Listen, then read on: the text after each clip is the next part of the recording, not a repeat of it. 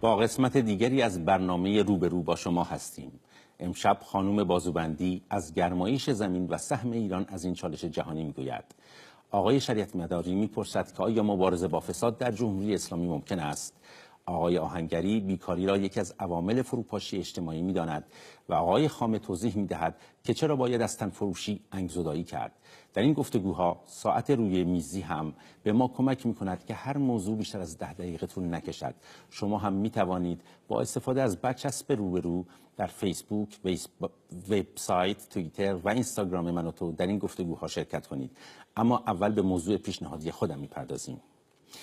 18 سال از قتل‌های سیاسی پاییز 77 می‌گذرد. در پاییز 77 7 تن از روشنفکران و مخالفان سیاسی جمهوری اسلامی به همراه کودک 9 ساله یکی از قربانیان به قتل رسیدند. وزارت اطلاعات جمهوری اسلامی در اطلاعیه‌ای در همان زمان دخالت برخی از مدیران عالی رتبه آن وزارتخانه در این قتل‌ها را پذیرفت. اکنون این پرسش مطرح است که 18 سال پس از قتل‌های سیاسی پاییز 77 آمران این قتل‌ها کجا هستند؟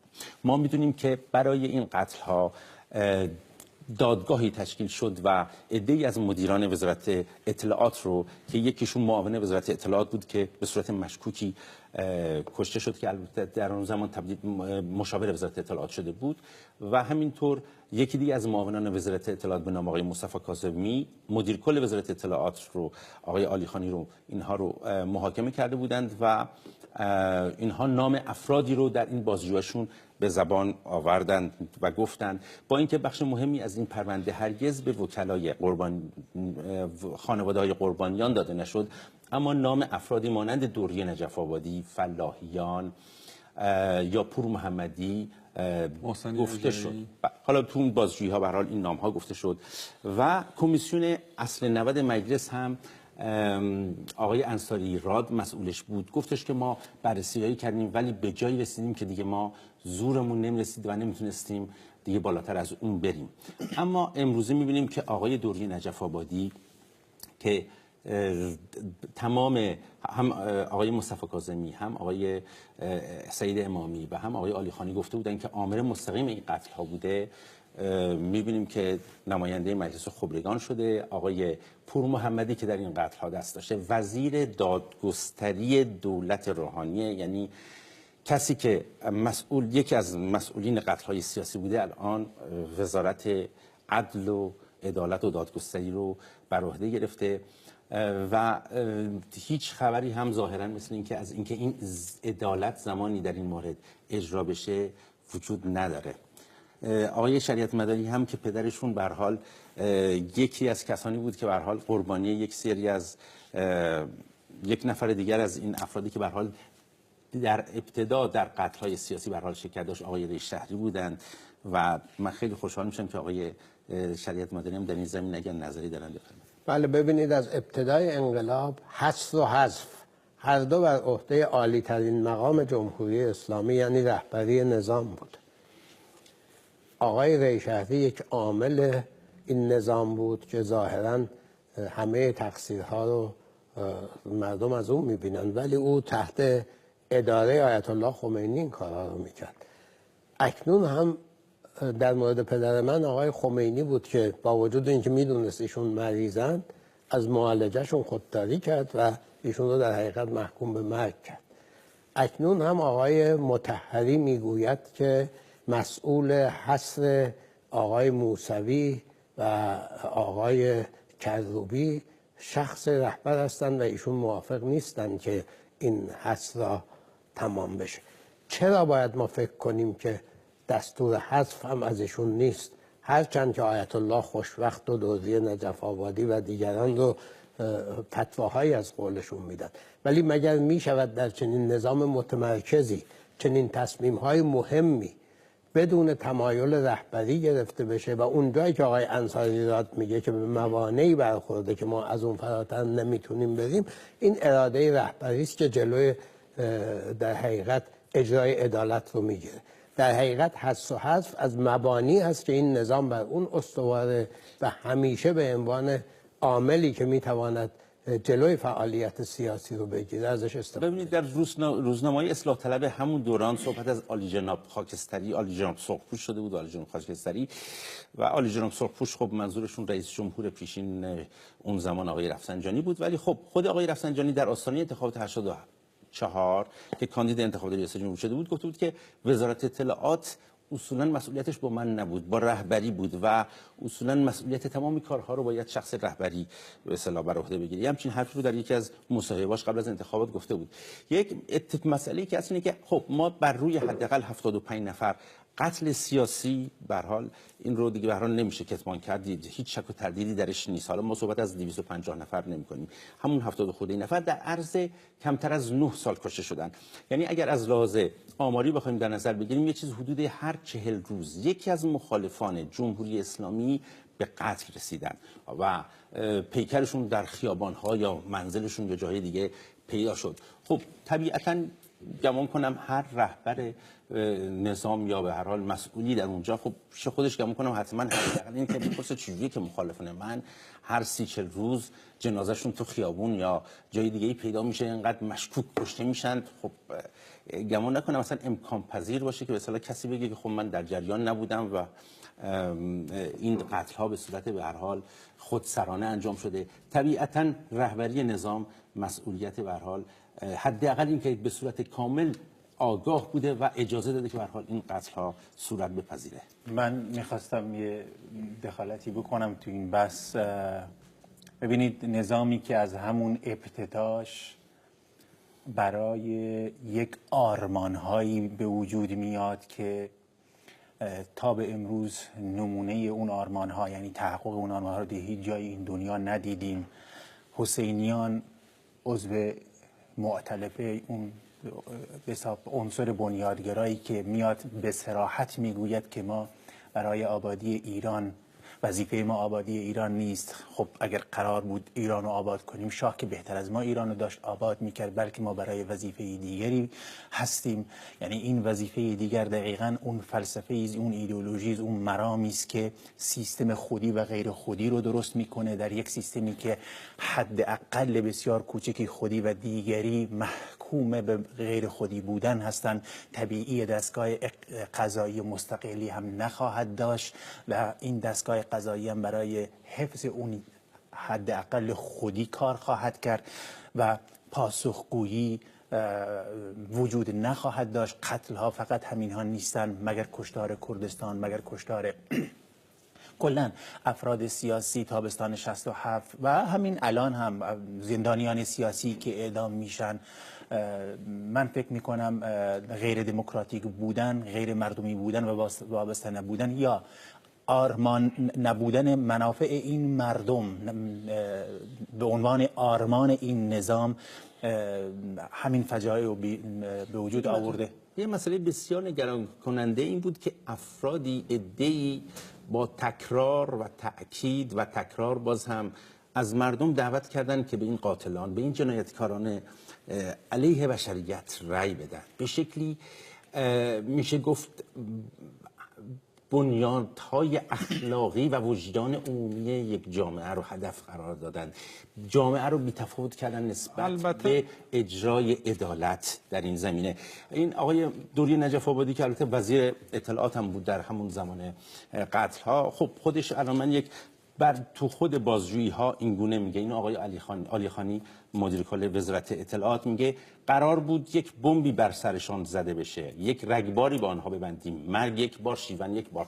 خب یک همچین کسی رو اگر واقعا اصرار بشه خب بگن که خب برید به ایشون رأی بدید برای مصلحت هایی، چه مصلحت هایی که آقای جنتی به اصطلاح رئیس من فکر می‌کنم البته دو تا بحث و خب حالا قاطی میشه، یعنی دو تا سطح تحلیل متفاوته. در بخش اول که خب پروژه قتل‌های زنجیره‌ای و حزب مخالفان سیاسی پروژه امنیتی بوده، 100% از رأس حکومت هدایت شده، برنامه‌ریزی شده و دیگران شده، این شکی نیست.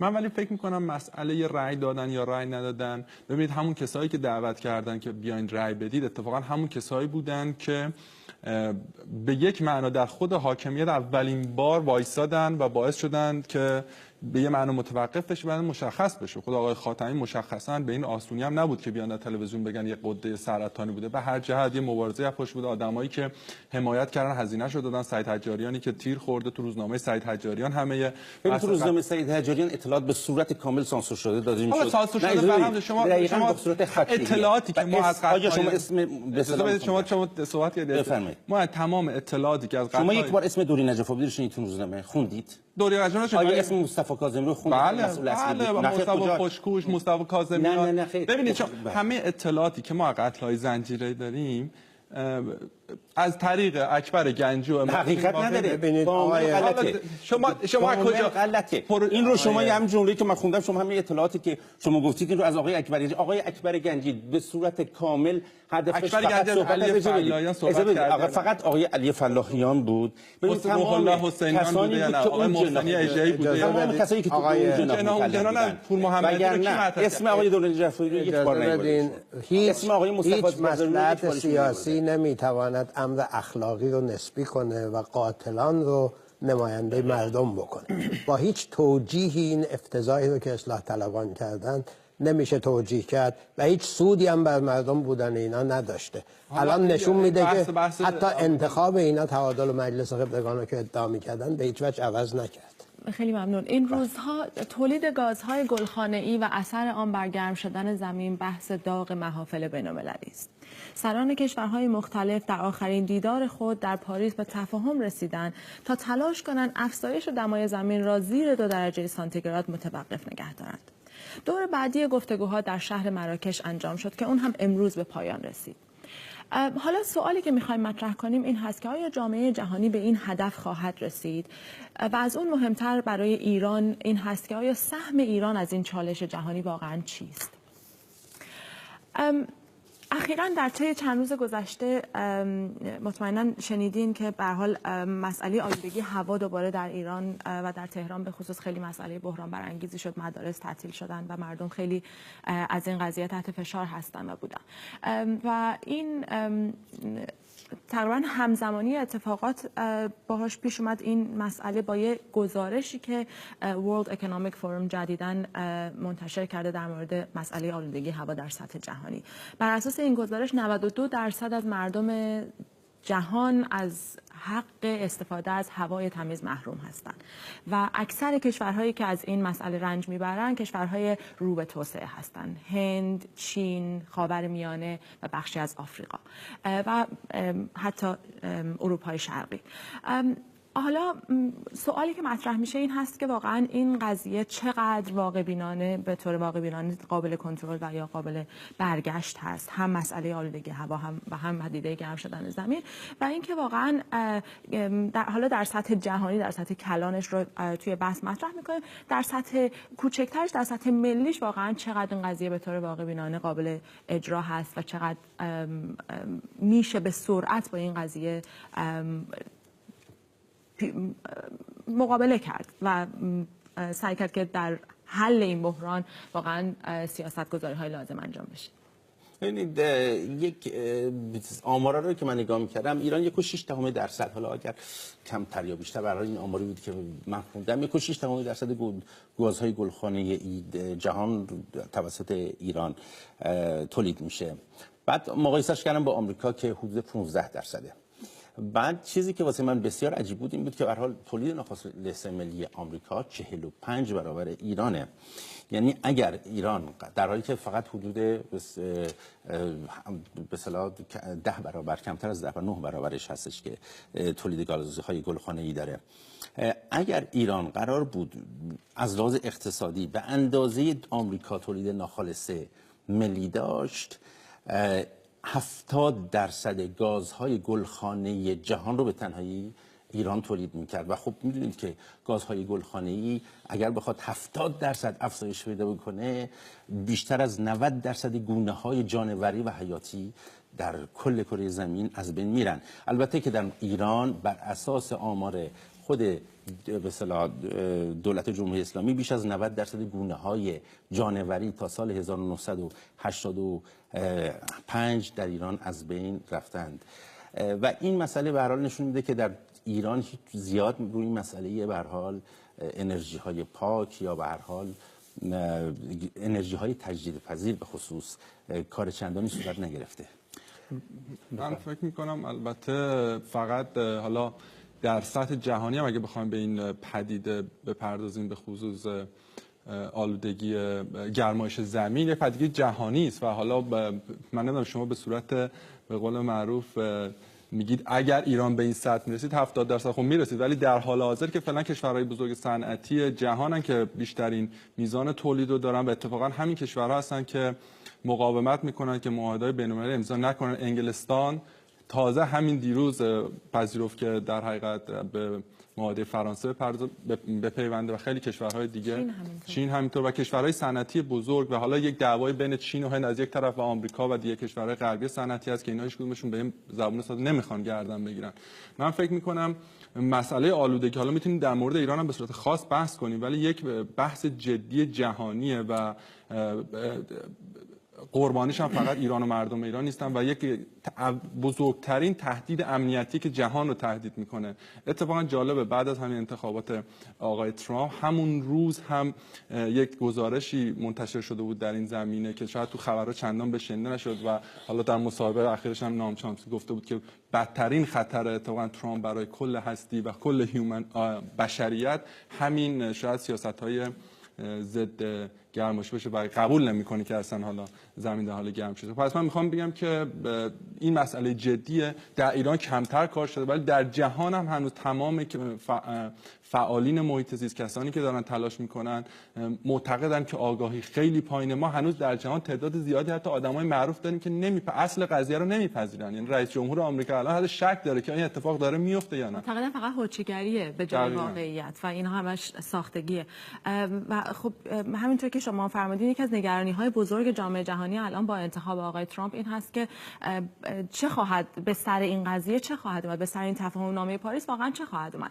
و آقای کری در سخنرانیشون توی این جلسه بیشتر وقتی که بهشون داده شده برای اینکه صحبت کنن از نقش آمریکا سعی کردن فقط به یه جور قوت قلب و اطمینان بدن به شرکت کننده ها در این جلسه که آقای ترامپ وقتی که رئیس جمهور بشه ابزارهای دموکراتیک اون دولت اجازه نخواهد داد که این مدلی با این قضیه برخورد کنه و به هر حال مجبور هست که یک تعهداتی رو بپذیره در این زمینه. بحث دیگه‌ای که مطرح میشه بحث کمبود سرمایه‌گذاری هست. الان کشورهایی که دارن بیشتر از این قضیه آلودگی هوا و از این پدیده گرم شدن زمین رنج میبرن کشورهای فقیرتر و کم درآمدتر هستند و همین نشست پاریس به این نتیجه رسید که تا سال 2020 ما به سالی 100 میلیارد دلار سرمایه‌گذاری در کشورهای رو به توسعه احتیاج داریم اگر بخوایم به اون هدف کنترل گرمایش زمین برسیم. و واقعا الان اومدن این سرمایه‌گذاری‌ها و منبع این سرمایه‌گذاری‌ها یک چالش بزرگ است برای جامعه جهانی و اینکه خب به هر حال این سرمایه‌گذاری‌ها چقدر حتی اگر منابعش هم تامین بشه چقدر سریع به بازگشت خواهد رسید مسئله دیگه هست.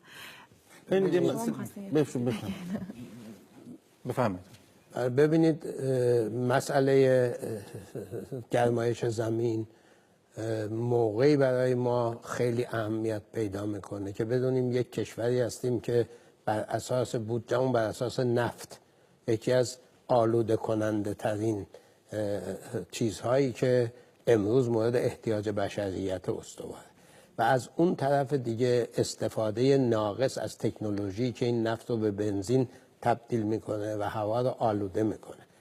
امروز این آلودگی هوا که در تهران میبینیم نتیجه مستقیم سیاست‌های جهانی فقط نیست، نتیجه مستقیم سیاست‌های دولتمردان خودمون هست که در برنامه توسعه اول و دومشون و تا پنجم همیشه دو محور خودروسازی، فولاد، پارچه بافی و صنایعی که به شدت آلوده کنندن در صدر اشتغال زاییشون بوده.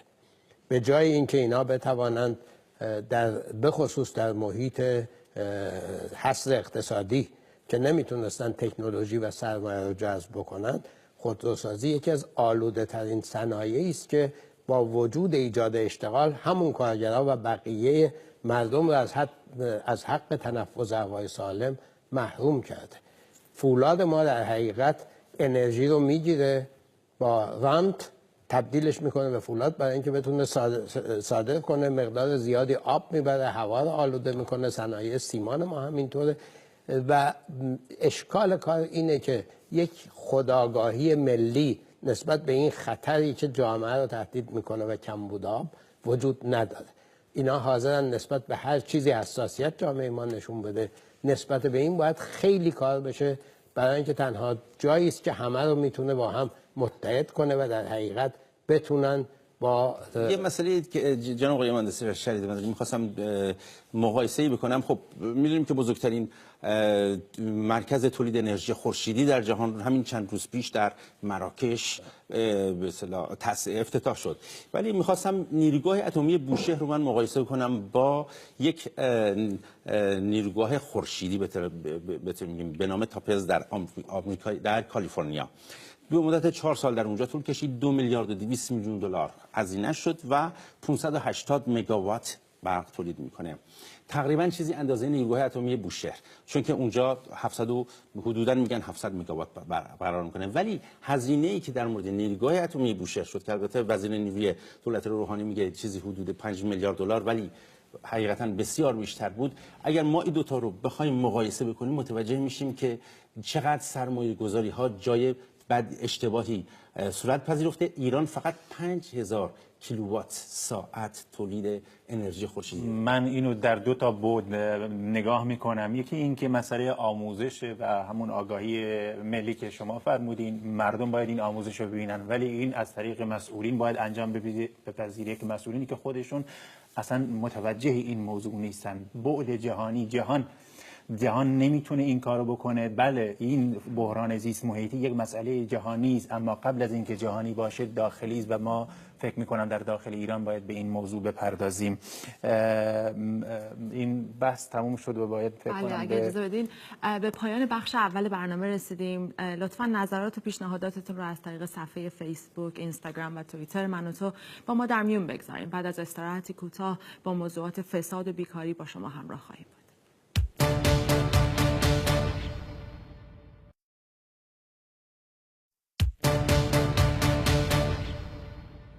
با سلامی دوباره، اون که در عرف مردم جهان و همچنین اقتصاد لیبرال فساد نامیده میشه، در نظام‌های ایدئولوژیک در حقیقت امتیازاتی تلقی میشن که وابستگان نظام به پاداش وفاداریشون از اونها برخوردارن و اونو برای بقای پایه اجتماعی نظام به منزله ملات اتحاد خودی‌ها و وفاداریشون به نظام و رهبری ضروری میدونن.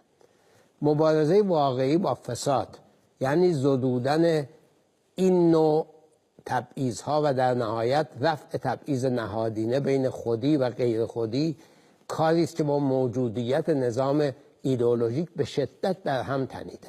افشاگری‌ها و غوغاسالاری‌هایی که امروز در این حکومت می‌بینید در حقیقت رقابت قدرت جناح‌های مختلف این نظام با هم میباشد و فساد در چنین نظام‌هایی چنان تنیده در ماهیت اونهاست که قابل اصلاح نیست، به این معنی که اگر اصلاح بشه با اصل موجودیت نظام سرکار داره. می‌خواستم نظر دوستان رو راجع به این بدونم و به خصوص بدونم آیا نظر متقابلی هم وجود داره.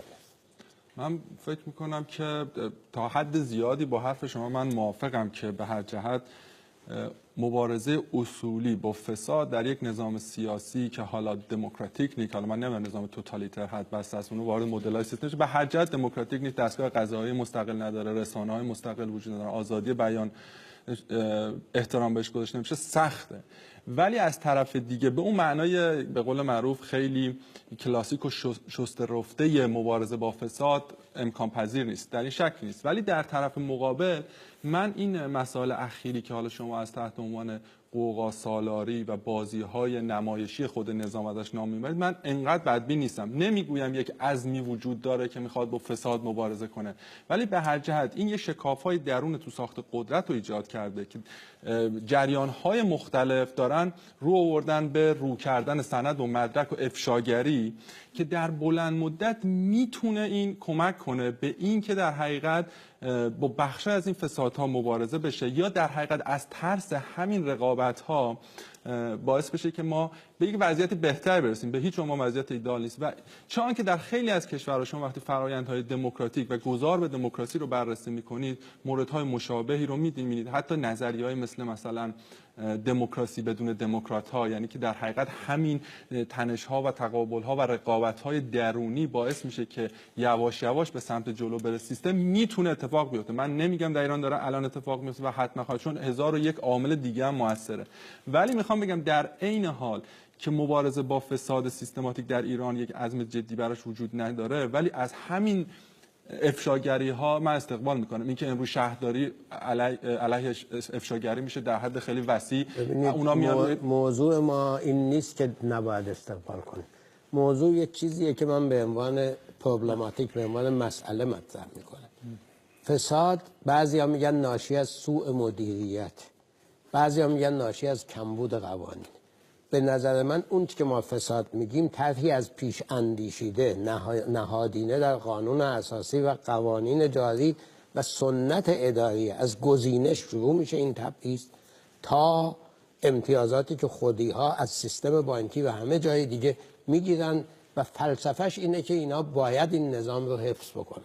اگر بخواد عوض بشه باید ایران برای همه ایرانیان باشه و مرز خودی و غیره. در تایید حرف جناب آقای شریعت مداری فقط یه چیزی رو بخوام بگم که دست روی نکته بسیار جالبی گذاشتن. اصولاً روحانیت حاکم بر ایران رو به عنوان به مثابه یک غنیمت میبینه. اینو من نمیگم، ادعای من نیست، ادعای خودشونه. جناب آقای احمد خاتمی گفت جمهوری اسلامی هدیه‌ای است که خدا به روحانیت داده.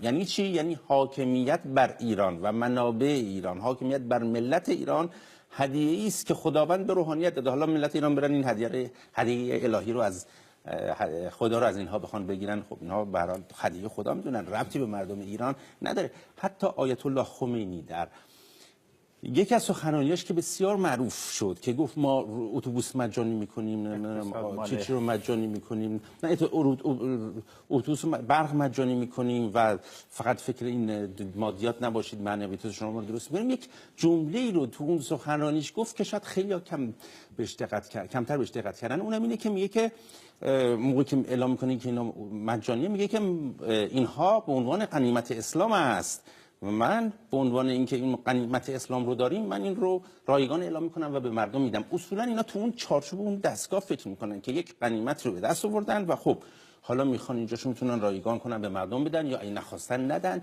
این واقعا یکی از به اصطلاح ریشه های فکری حکومتی که میتونه به نظر من همونجور که شما گفتید علت این همه فسادهای نجومی که در هیچ جای دنیا و هیچ موقع تاریخ ایران وجود نداشته باشه. دو تا نکته رو من میخواستم عرض کنم. یکی این که در جهت تایید فرمایش شما، وقتی که در کشوری به این بزرگی مسئله تخصص کاملا کنار کشیده میشه و تعهدم یعنی اون تعهد نسبت به آرمان‌های این گروه حداقلی، نه تعهد نسبت به آرمان‌های ایرانی و مسائل دیگر. وقتی که تخصص وجود نداشته باشه هیچ گونه پیشرفتی به وجود نخواهد آمد. همچنان که 37 سال گذشته اینو نشان داده. در سیستمی که کنترل وجود نداشته باشه، تخصص جایی نداره، رقابت بعد از 37 سال در نسبت حتی به کشورهای همجوار نتونسته چند قدم جلو بره، من هیچ امیدی به بهبود وضعیت ندارم و مخالف این ایده شما هم هستم که میفرمایید بازی‌های نمایشی. اتفاقا این بازی‌های نمایشی قبح مسئله رو کم کرده و این خطر وقتی که فردی شهروند عادی دزدی میکنه دستشو قطع میکنن، اما در 37 سال گذشته ندیدیم برای میلیاردها دزدی انگشت کوچک یک مسئول رو قطع بکنن و این خودش یک نوع فساد اندر فساد خواهد شد. من که اصلا منکر این نشدم که نه شما میفرمایید خوبه که این افشاگری که چی 100% خوبه وقتی ولی این مسئله شده ها، یعنی فسادها خیلی نجومی‌تر شده. اینجوری نیست که چون اینا سالهای سال از زمان یه بخش هم که بخوان که افشاگریان بیشتر شده، یعنی اطلاعاتی هم که اومده بیرون بیشتر شده. آخریش 8000 میلیارد تومان. من اتفاقا با آرمین موافقم به خاطر اینکه اینها تمرین‌های شفاف سازی هستن. یعنی همین که الان رسانه‌های رسمی داخل ایران این اجازه رو به خودشون میدن که به همچین مسائلی بپردازن یه قدم بزرگه. اینو من معتقدم باید واقعا نباید در کشوری که همه دزد باشن میخوای کی به دادگاه بره؟ میخوای اجازه میدید من حرفمو تموم کنم. یک بحث دیگه هم هست که از نقطه نظر اقتصاد سیاسی وقتی به این قضیه نگاه کنیم، بله درسته همه این اتفاقاتی که داره میافته و این بی‌انضباطی های اقتصادی خیلی بد هست و نباید هم اتفاق بیفته و باید راهکارهای مبارزه باهاش هم اتفاق برقرار بشه، ایجاد بشه. اما پدیده بیماری هلندی و نقش منابع طبیعی در اقتصادهای وابسته به منابع طبیعی ربطی به اسلام و روحانیون ایران نداره. شما میفرمایید این اتفاقها در هیچ جای دیگه دنیا نمیفته. من میخوام بگم اتفاقا میفته. اتفاقا شما فرمودید عربستان سعودی، نگفتم در این سطح، قزاقستان، امارات متحده عربی، کویت، قطر، تماما نیجریه، در خود ایران تماما پیش از انقلاب، یعنی شما که بخوای که بخشش ببینید من از این مسئله نمیبرن چون دولت داره از ابزار مالی استفاده میکنه، همونجوری که شما فرمودید که ملات اتحاد سیاسی درست کنه. حالا ایدئولوژی پشت این ملات اتحاد سیاسی باشه یا نباشه به هر حال نسخه یکی هست. ببینید در نظام‌های دموکراتیک قدرت امری است که در طی انتخابات آزاد و دموکراتیک دست به دست میشه. بنابراین پایگاه اجتماعی رو آراء مردم میسازه. در نظام‌های ایدئولوژیک این پایگاه اجتماعی رو امتیاز میسازه و مختص ایران هم نیست، تو شوروی سابق هم بود، در 35 نظام اقتدارگرای کنونی هم هست. نسبت به چیزی هم که ایشون گفتم بله روحانیت شروع کرد، ولی متاسفانه امروز دیگه عارف و عامی درگیرن و سپاه و بقیه هم ایران رو غنیمت خودشون میدونن. این صحیحه، ولی مسئله این هستش که آیا راهکاری به جز این که ایران برای همه ایرانیان باشه، مرز خودی و غیر خودی از بین بره، نه به طور یعنی حرفی که شما میزنید تا زمانی که دموکراسی نداریم، من هیچ کی اینجا مخالفتی باشه اصلا شما این باید نظام‌های سیاسی رو در چارچوب مقتضای تاریخ شما یک چیز نه یک چیز نه مخالفه که اگه ما دموکراسی داشته باشیم فساد نه شما به یک چیز توجه نمی‌کنید. اون چیزی که شما فساد میدونید اون امتیاز میدونه.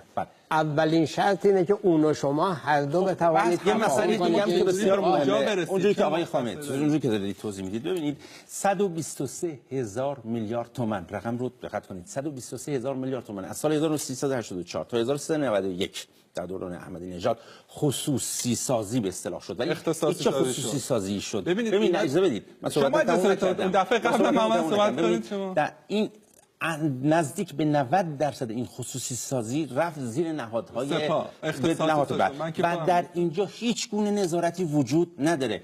در مورد دولت درست به هر حال فساد وجود داره، ولی حداقل یک سری سیستم‌های نظارت وجود داره، در حالی که در مورد سپاه پاسداران و نهادهای زیر نظر رهبری هیچ نهادی قادر به نظارت بر این قبول نیستش.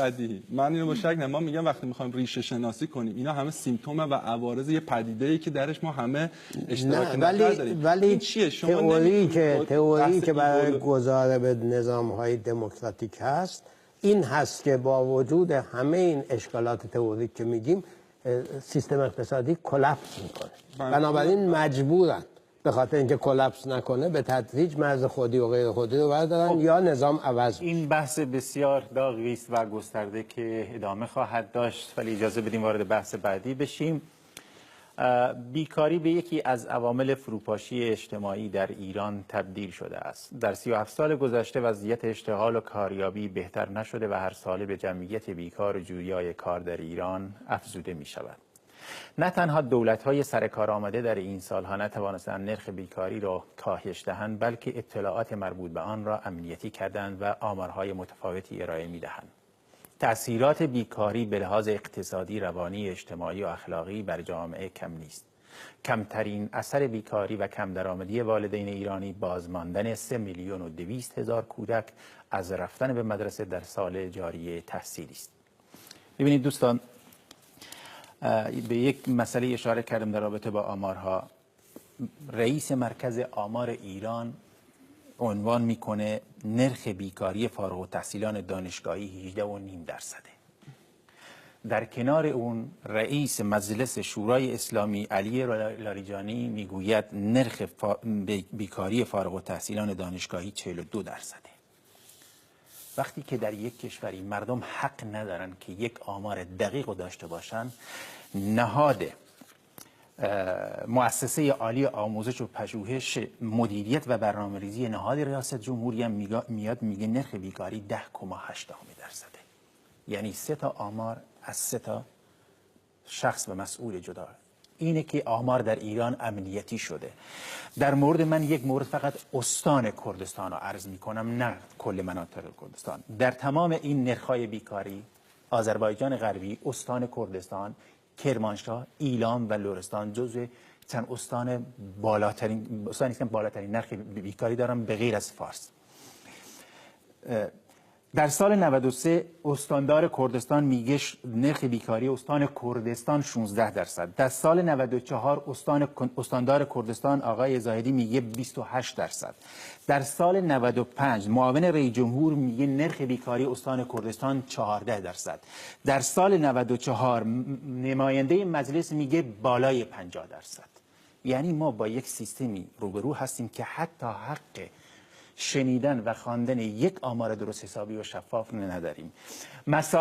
مسائل روانی اجتماعی رو من میخوام با هم دیگه هم بحث بکنیم که این بیکاری چه تأثیراتی رو در جامعه به بار خواهد آورد. ببینید، بزرگترین صدمه‌ای که یک مملکت میتونه بخوره از نداشتن آینده است برای نسل جوانش. اعتیاد، خودفروشی، خودکشی، افسردگی، انواع مرضهای روانی، تبدیل شدن به ناراضیان اجتماعی، به وجود اومدن گسلهای اجتماعی، همه مستقیم و غیر مستقیم ناشی از بیکاری است. بیکاری که دولت باید 1 میلیون شغل، بین 800,000 تا 1 میلیون شغل در سال بتواند شغل نو ایجاد کنه تا بیکاری در سطح ثابتش بمونه. حالا آمار هرچی میخواد باشه. دولت در موفق ترین حالت 300,000 شغل تونسته ایجاد بکنه و این شغل اغلب با افزایش بدنه بزرگ اقتصاد دولتی و کارگزارانی که از کیسه دولت میخوردن همراه بود. بخش خصوصی کمتر ازش بهره داشته. حالا شما فکر بفرمایید ما بین 80 تا 100 میلیارد دلار در سال تزریق سرمایه گذاری میخواییم تا مشاغل نو با تکنولوژی مدرن به وجود بیاد. در وضع فعلی با سیاست‌های دولت چیزهای محور اشتغال ایجاد شده که همونطور که در بحث قبلی گفتم، با وجود ایجاد اشتغال به طور نسبی و بسیار کم محیط زیست ما را از بین میبره. در نتیجه ما یک کنسپت ملی بزرگ برای جذب سرمایه، اترکتیو کردن ایران برای سرمایه گذاری میخواییم و این با وجود دولتی که نه حکومت قانون درش هست، انواع فسادها درش هست و استبداد درش هست، تقریبا امری است که خیلی معلوم نیست آتیه روشنی داشت. بحران بیکاری تو منطقه خاورمیانه و شمال آفریقا یک بحران خیلی جدی هست. از عواقبش هم همین اتفاقات اخیر به اصطلاح بهار عربی و مسائلی که در مصر و تونس و بعداً به سوریه و بقیه جاها کشید و کشورهای عربی حاشیه خلیج فارس هم یکی از مناطق پرخطر هستن از این نقطه نظر، به خصوص به خاطر اینکه جمعیت جوان بیکار در این جوامع خیلی بالا هست درصدش.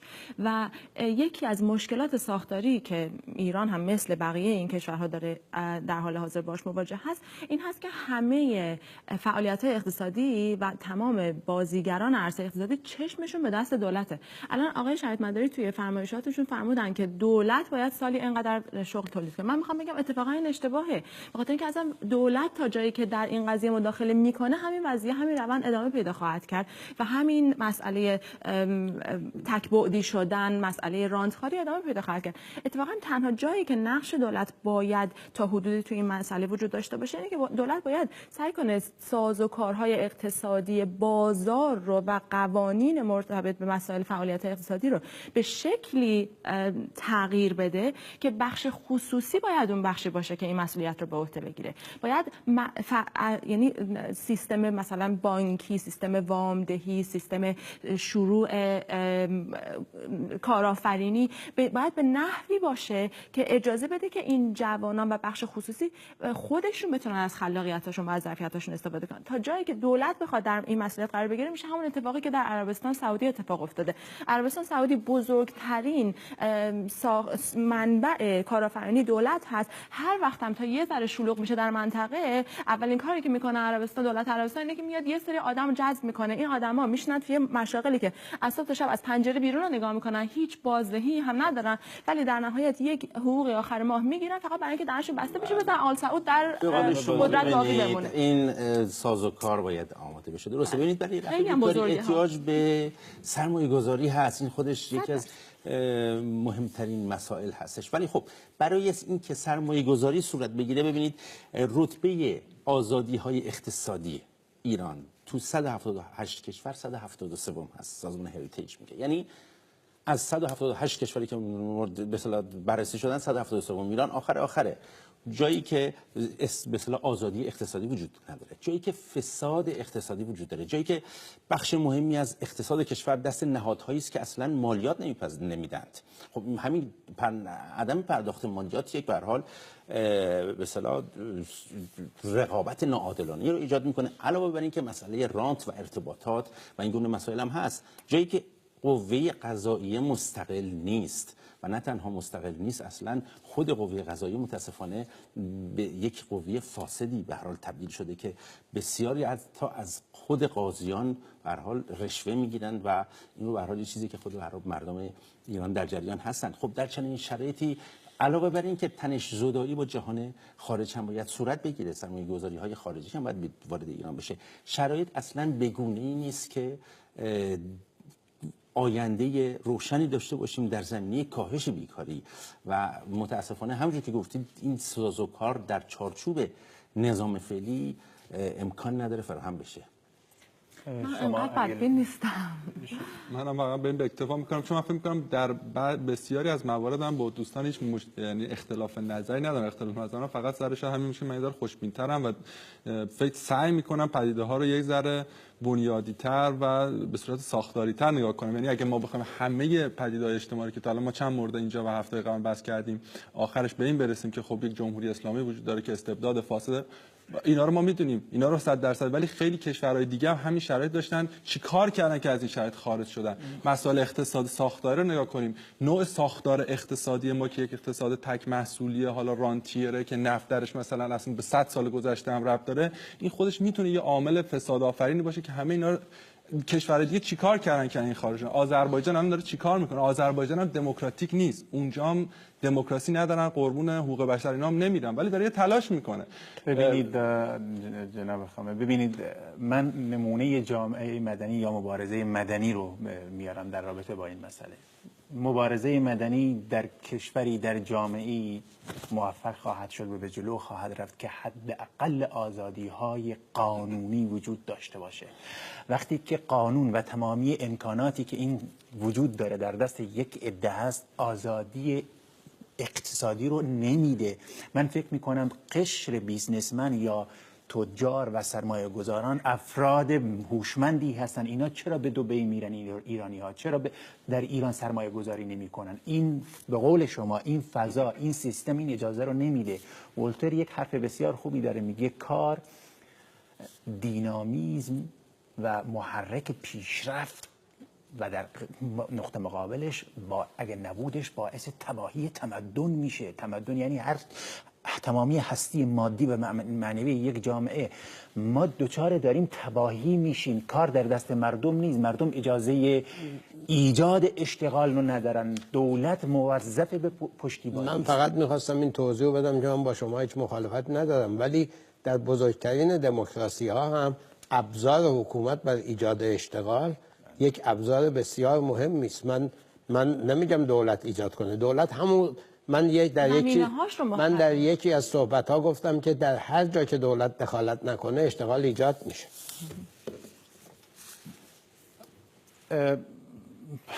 این بحثم به پایان رسید. فقط یک نکته رو عرض کنم که یک نوع استعمار پنهان در داخل ایران در حال اجراست، ولی وقتی که ما بعد از استراحتی کوتاه به شما برمیگردیم تا به این سوال پاسخ بدیم که چرا باید از تنفروشی انگزدایی کرد. لطفاً شما هم با استفاده از برچسب روبرو در شبکه‌های اجتماعی من و تو در این بحث شرکت کنید.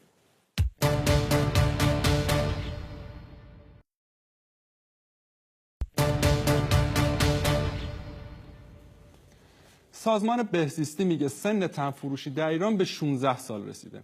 اگرچه آمار دقیقی در رابطه با تعداد قربانیان این معضل اجتماعی وجود نداره، اما تنفروشی در جامعه ما به قدری گسترش پیدا کرده که حتی مسئولان هم دیگه قادر به انکارش نیستند. قربانیان اصلی تنفروشی بدون شک زنان و دخترانی هستند که به دلیل فقر و مشکلات اجتماعی رو به تنفروشی میارن. من معتقدم کاهش درد و رنج این زنان نه تنها نیازمند مبارزه با ریشه‌های اجتماعی تنفروشی، بلکه تلاش فراگیر برای تغییر نگاه منفی جامعه به تنفروشی و قربانیان اونه. خیلی به قول من مختصر و خلاصه بگم، این قربانیان، این زنان و دخترانی که به 1001 دلیل روی آوردن دارن درد و رنج میبرن، ولی اون چیزی که به نظر من میرسه تو جامعه ما نگاه منفی، اون انگ اجتماعی که به این پدیده هست و به تبعش حالا در قانون هم جرم انگاشته شده، این باعث شده که این درد و رنجشون دوچندان بشه، مثل این نمکی باشه که در روی زخم پاشیده میشه و مشکلات اجتماعی این پدیده هم صدچندان میکنه. مثلا خیلی ساده بگم، باعث میشه که سکوت ایجاد بشه، این آدما نتونن بیان حرف بزنن از مسائلی که داره اتفاق میفته، ما بی‌خبر باشیم. یک نکته ساده رو بگم و بعد میتونیم بحث شروع کنیم. این که مثلا شما حتی این مصداق نگاه منفی یا انگی که وجود داره خود تعریف این واژه است. مثلا ما در قوانینمون عمدتاً از یا در عرفمون حالا بهترین واژه‌ای که براش داریم روسپیه که خودش به معنی روسپیده و طعنه‌آمیز و به قول معروف انتقاد طعنه‌آمیز به کسی است که روسیاست، یعنی تسمیه به اضداد شده اینجا. این بهترین واژه‌ای که ما داریم و حتی اومده. خب وقتی ما با یک پدیده اجتماعی بودیم که از اون اولین انگ اجتماعی به وجود داره، 1001 مشکل دیگه‌ای میتونه به وجود بیاد. پس من میگم کار اولی که ما میتونیم بکنیم، حداقل جامعه، نهادهای فرهنگی اجتماعی، این باشه که با این انگ اجتماعی مبارزه کنن و چه بسا بتونیم در آینده حتی جرم زدایی هم ازش بکنیم. من یکم راستش بیست شدم. شما در چند برنامه قبلی، بحث قبلی، هی ریشه‌ای برخورد میکنید، ولی الان میخواین فقط انگو بردارین. یعنی نمیخوام فقط اونو بردارم، من میگم یک پدیده اجتماعی که 1001 معضلات اجتماعی و اقتصادی هم داره. خب وقتی که این ریشه یا این عامل یا این، یعنی من الان ندونستم شما موافق تنفروشی هستین یا نیست؟ من موافق تنفروشی. من میگم تنفروشی یک پدیده معضل اجتماعیه که در معضل اجتماعی به این معنایی که 1001 قربانی میگیره و اونم زنان دختران هستن، ولی بخشش این وقتی که خود معضل وجود داره چجوری میشه انگشو برداشت؟ اونم معضل بخشش اتفاقا همین انگه اومده. یعنی شما ببینید چطور میتونید معضل از در فنلاند که دیگه اونجا خیلی همه چی داره درست پیش میره، ولی اونجا هم وجود داره و اتفاقا اومده در خیلی از کشورهای دیگه که حتی قانونی کردن پوجه، یعنی پدیده‌ای که در جوامع مختلف وجود داره صرف نظر از سطح توسعه و اقتصادشون، ولی این پدیده هنوز هست. بله 100% تو ایران 10 برابره و مشکلاتش هم بیشتره، ولی برخی زیادی از این مشکلاتی که همراهش میان به دلیل همون انگ اجتماعی که وجود داره و ما نگاه منفی که ما بهش داریم، همین نگاه منفی باعث میشه این زنان من میگه که میخواین این نگاه منفی برداشته بشه که اون کارو یا اون تنفروشی رو منفی ندونیم دیگه. منظور شما اینه؟ خود بله. برای اینکه منفی نباشه پس چجوری باید قانونی بشه؟ منظورتون اینه؟ قانونی میتونه قدم خیلی بلندش باشه که حالا من فکر نمی‌کنم جامعه ما در اونجاست، ولی همین که ما این پدیده رو، من دارم خیلی ساده میگم، اسمش رو گذاشتیم روسپی، یعنی اینکه آقا شما روسیایی که دارید کار. اصلا کار پسندیده‌ای در اکثر جوامع جهانی نیست، ربطی به جوامع مسلمان و غیر مسلمان نداره. در فرانسه هم که می‌دونید ممنوع شد. بسیاری از فمینیست‌ها به شدت با این مسئله مخالفند. خب میدونیم برای چی مخالفند. من هم تا حدودی با همین فمینیست‌ها هم نظر هستم که این کار مخالف نیست. من گفتم بسیاری، و به خاطر همین فشار فمینیست‌ها در فرانسه بود که این کار در فرانسه ممنوع اعلام شد. یکی از بزرگترین سازمان‌های فمینیست فرانسه به نام نی پوت نی سومیز، یعنی چی؟ یعنی نه روسپی نه فرمانبردار، یکی از بزرگترین سازمان‌های فمینیست فرانسه است. خب در فرانسه شما که نمی‌دونید، به هر حال این سازمان‌ها به شدت مخالف بودن و تونستن به دولت فرانسه تحمیل کنن که این کار ممنوع شه، چون کار پسندیده‌ای نیست از این نظر که یک سری افرادی زیر بزرگترین علت این افرادی که خودشون بزرگترین قربانیان هستن چیه؟ فقر مالیه.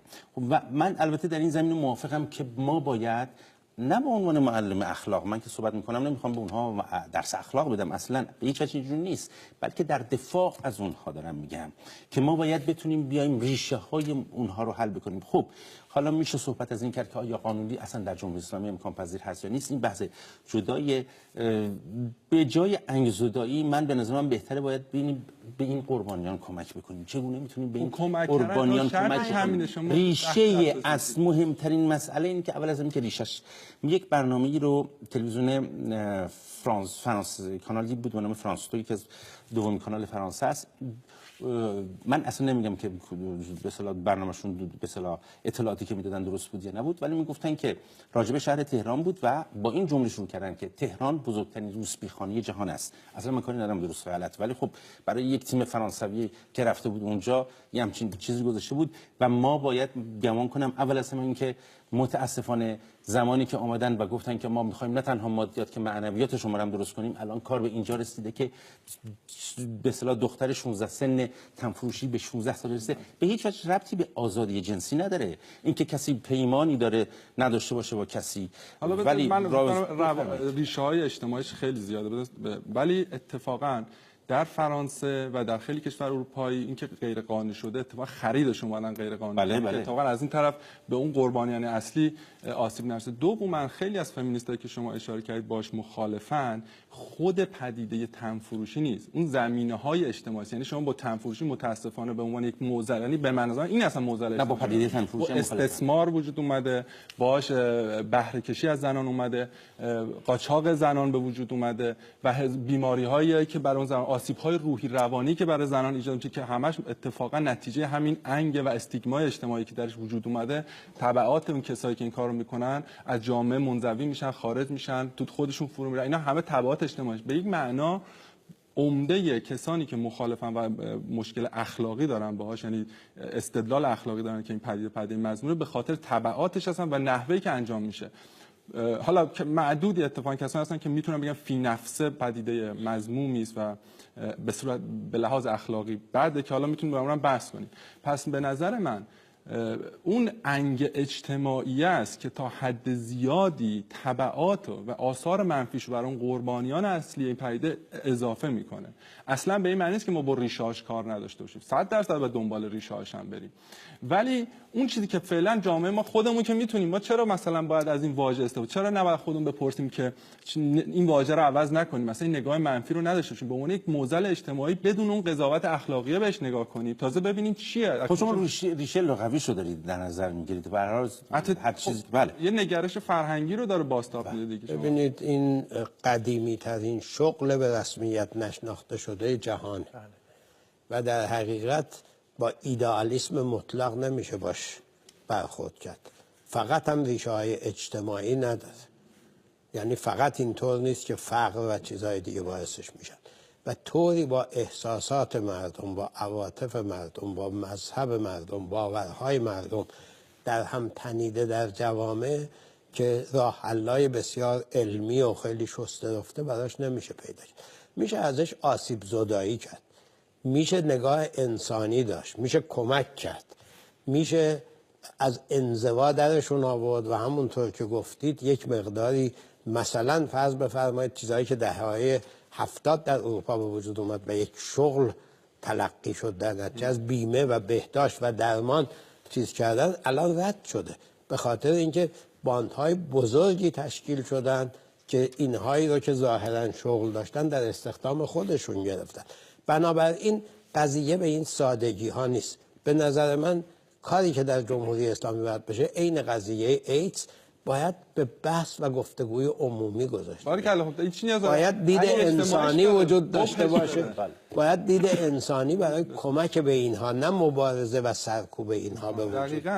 من دقیقا همین رو می‌خواستم بگم. من فکر نمی‌کنم اصلا سوال آرمین این هست که آیا این کار خوبه یا بده یا باید ازش طرفداری کرد نکنه. این اصلا امر کاملا بدیهیه که اصلا هیچ کس هم نمیخواد در تبلیغ این قضیه یا در زیبانماییش قدمی برداره. اصلا موضوع بحث اینه که تمام این آسیب‌های اجتماعی که همه عزیزان فرمودن ریشه اصلیش این هست که این قشر از جامعه که حالا در سطح جهانی رو به افزایش است، در سطح ایران هم متاسفانه رو به افزایش بوده در سالهای گذشته، قشری هستن که عموما به دلیل همین قبیح دانسته شدن این حرفه، حالا این حوزه، کاملا از سیاست‌های اجتماعی، از محافظت‌های اجتماعی، محافظت‌های قانونی همیشه خارج موندن و همیشه چشم پوشی شده ازشون و تنها راه برای اینکه اینها از اون حقوق اولیه‌ای که بقیه افراد جامعه هم برخوردار هستن بتونن برخوردار بشن و اون کمکی که شما فرمودید، اون نگاه انسانی بهشون بشه،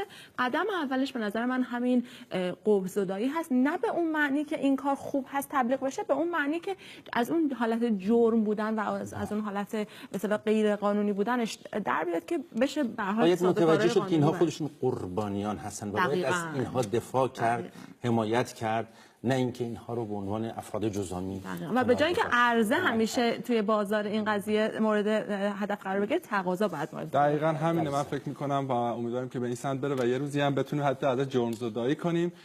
خب فکر می‌کنم به پایان روبروی امشب رسیدیم. منتظر شنیدن نظرات و انتقادات شما عزیزان هستیم. آدرس فیسبوک، توییتر، اینستاگرام من و تو رو پایین صفحه می‌بینید. حتما با ما در تماس باشید تا جمعه شبی دیگر و روبروی دیگر. خدا نگهدار.